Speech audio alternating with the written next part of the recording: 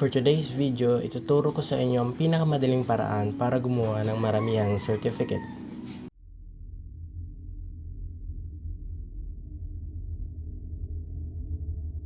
So, para makagawa ng maramihang certificate, kailangan natin ng Microsoft Excel at Microsoft Word.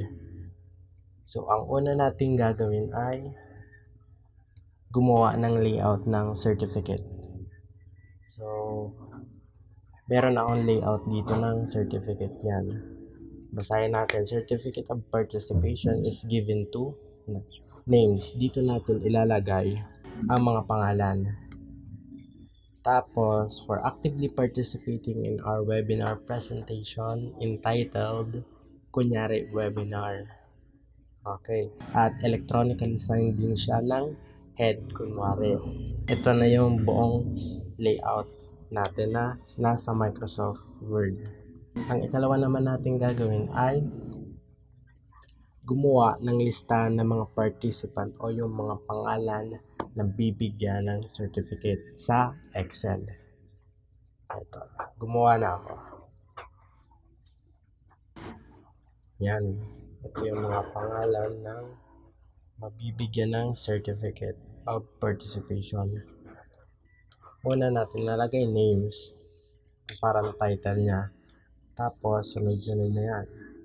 Siyempre, idol ako ng anime na iShield 21, kaya ang mga pangalan dito ay may kinalaman dun sa nasabing anime.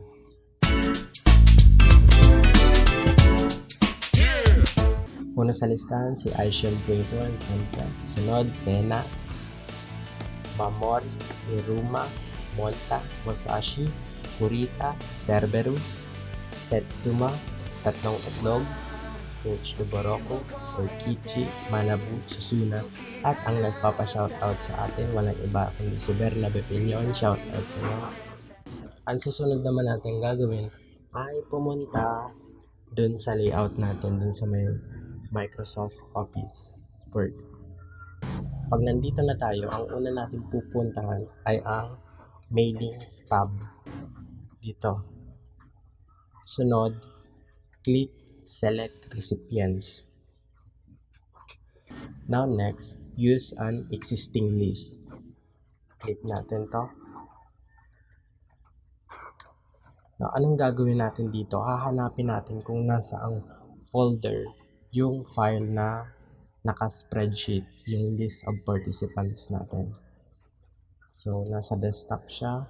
Ito, certificate na folder. I-click lang natin yung Excel file.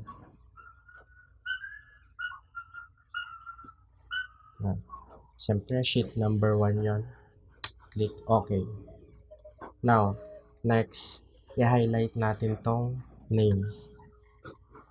Sunod naman, sa mailings tab, i-click natin tong Insert Merge Field. Now, choose Names. Click Names. Now, after that, dito naman tayo sa Finish and Merge. Ito na yung final step. Click natin to, and then, click natin tong Edit Individual Document. Click this, and select all, then hit OK. Yan. Ito na sila. Makikita naman natin na nagawan silang lahat. Kung sino ang nandun sa listahan ng Microsoft Excel na ginawa natin, yun din yung nagawa ng certificate dito. Now, basahin natin isa-isa yung mga pangalan. Siguraduhin natin nagawan lahat. Unang-una sa listahan ay iShield 21.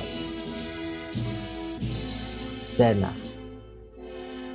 Mamori, Iruma,